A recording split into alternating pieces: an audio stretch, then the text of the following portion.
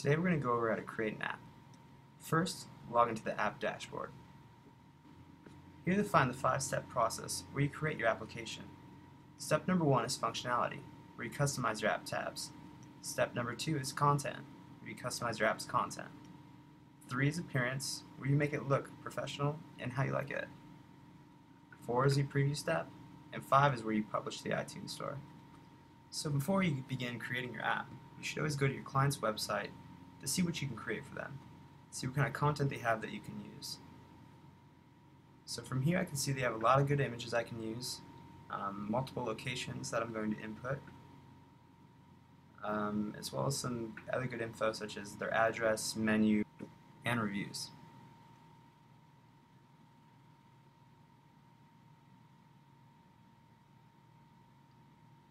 So once you're done checking out your prospective client's website, go to step number 1. First, you'll be prompted to select the industry. Next, choose your app's name. From here, I'm going to go through the recommended and optional tab functions that were given to me based on the industry I selected. So after viewing the client's website, I can make a good estimate of what I can build for them based on what they already have. After you save your features, they will appear here in step number 1. Here you'll be able to see your app icon, if the tab's active, its name, as well as the tab function. Also in this step, you can easily drag and drop the tab's orders. So when you select Edit on a tab, you can see you can edit its title, its tab function, as well as making it active or not. Also below, you'll see recommended or optional tab icons that you can choose from. Since the place is called Little Star, I'm going to use a star. So once you're happy with that step, move on to step number 2 and start populating your app with content. On the Home tab, the first thing you're going to do is enter in the business's basic information, such as their website, their address, their phone number, and their best email to reach them at. Here you can also add in multiple locations, as well as their opening and closing times. So from here I'm going to go over how to make a basic home screen image. This is their main logo, so I'm going to take a quick screenshot of it and then open it up in Photoshop.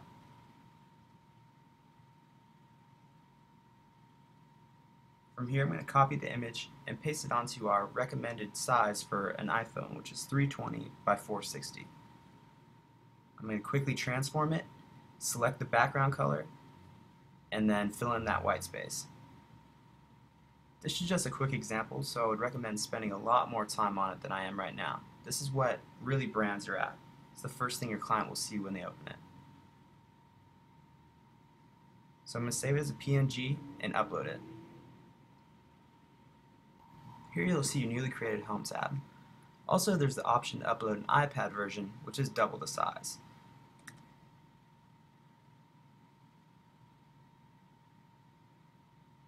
Next, I'm going to quickly add in a new location to show you how easy it is.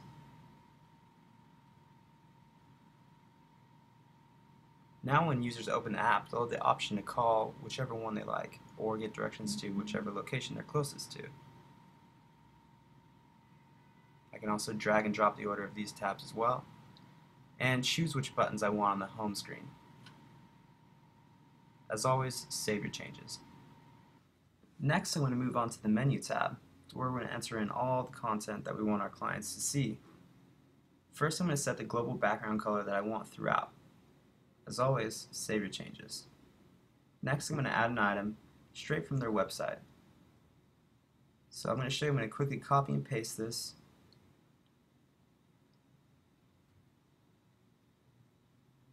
I'm going to do this rather quickly. Always increase the size of your text a little bit and format it so it'll be easily read on a user's mobile device.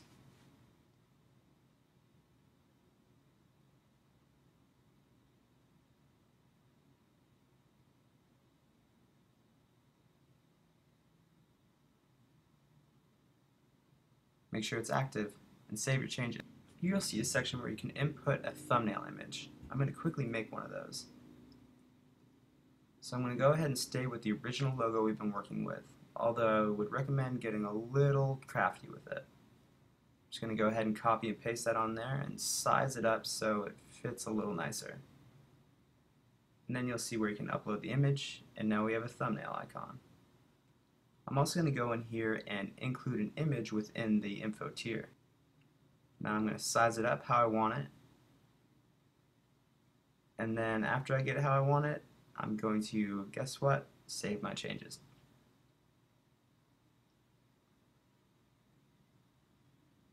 Alright, so now I'm happy with that tab. I'm going to go ahead and add some more menu items a little bit faster now.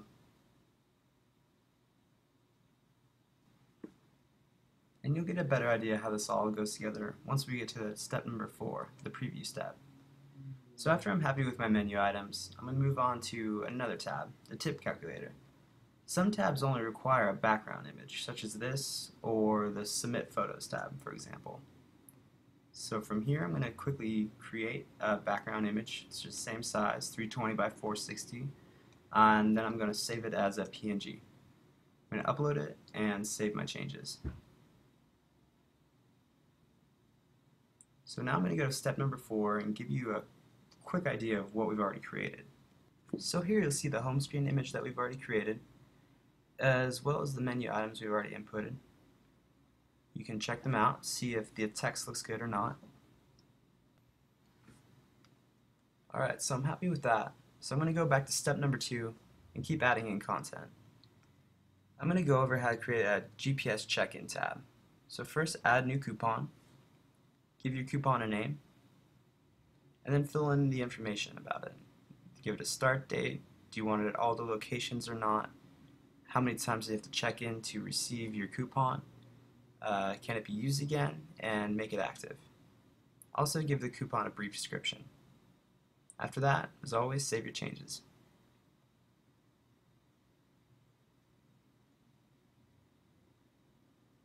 Next, the email photo tab is another one of those tabs that doesn't need much work.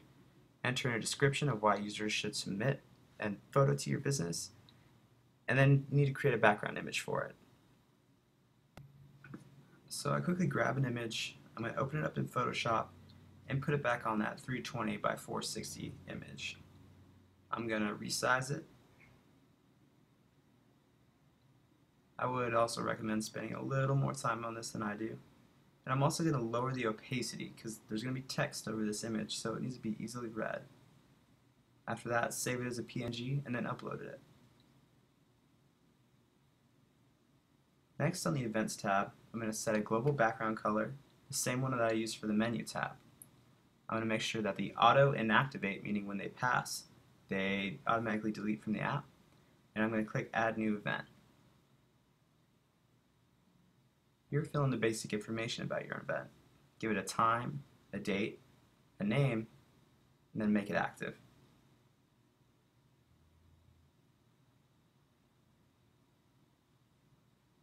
If you make a tab, always put in content.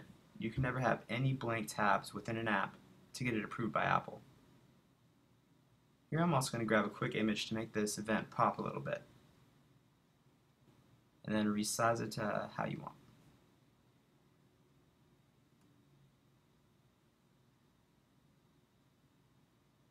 After that, save your changes.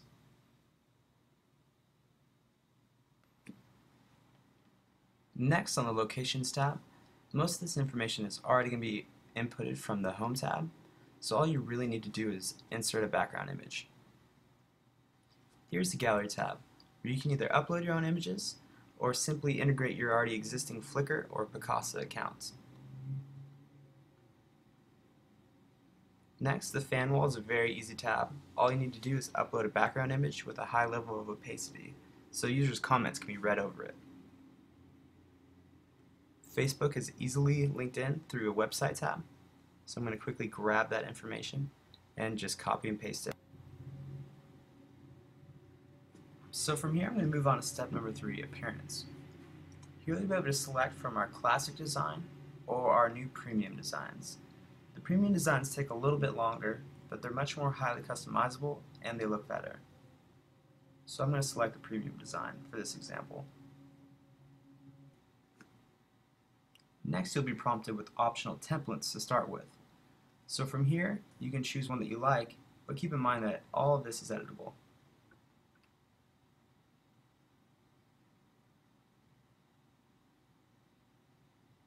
So first you'll be given the option to change the button design or the layout. Here you can switch from single row to two row or different columns. As you can see on the right, it changes with your edits.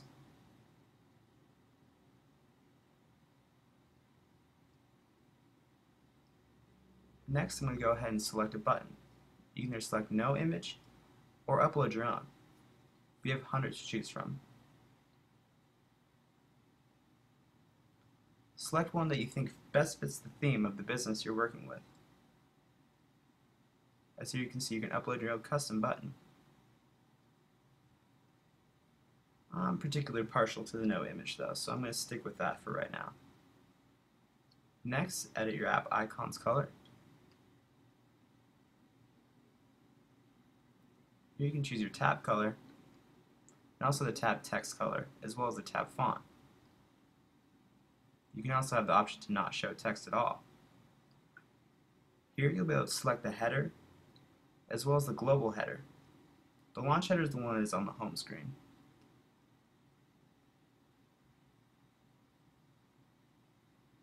Global header is the one that will be found throughout the rest of the app tabs. You can also upload custom ones. Here are the tab colors that will be found throughout your app as well as on the tab bars. You can choose your own or select an already set color scheme.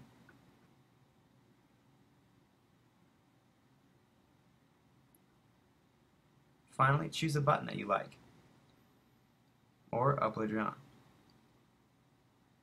And after you're done, save your changes. I'm going to move on to the Background Images tab. Here you can see all the images you've already uploaded while building the app. And below you'll be able to see the tabs that currently do not have background images. So I'm going to select my home background and apply it to a few of the tabs that I want to. So when I apply those check marks and save my changes, it will automatically apply that background to those tabs.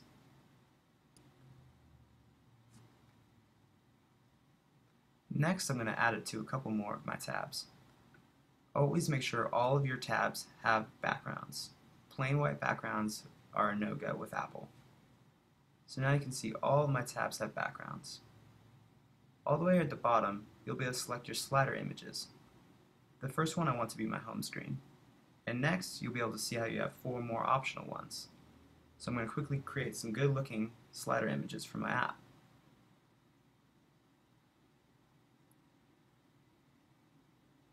I'm just going to quickly save some of these images and then insert them into Photoshop. I'm going to make sure they all take up the same exact screen size. You'll get a better idea of how this works once we preview the app. So once you're done, upload your images.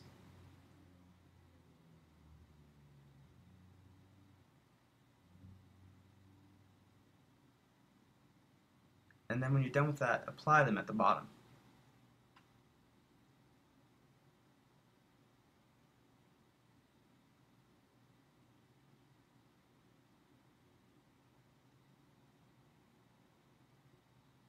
And after you're done, save your background settings.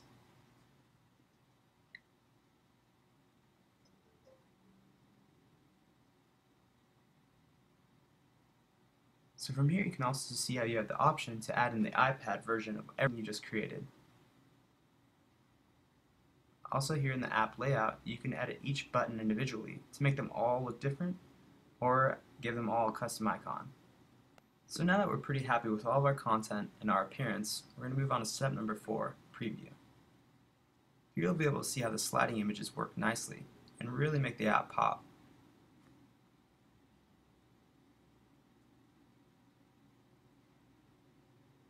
You'll be able to see the tabs that you've set up, as well as check out some of the content.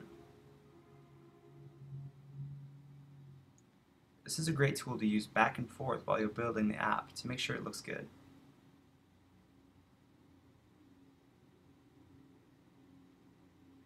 So after that, I'm going to move on to step number 5, publish the app.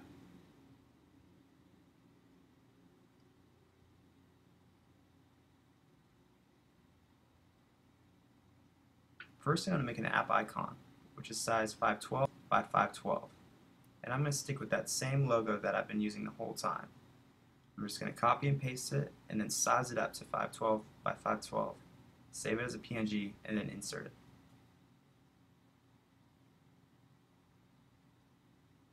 Next, I'm going to make a splash loading screen. This is what appears when users are downloading the app.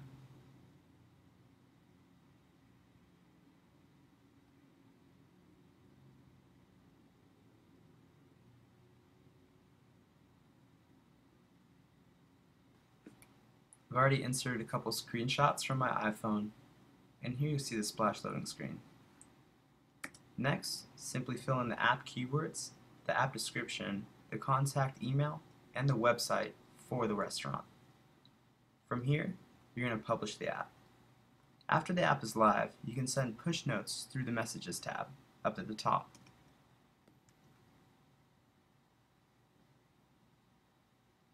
Here you'll be able to select from being able to send the message immediately or sending it at a specific time.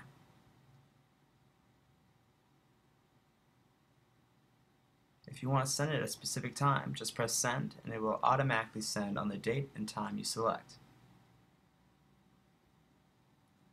Also, once your app is live, it will show the analytics in your dashboard.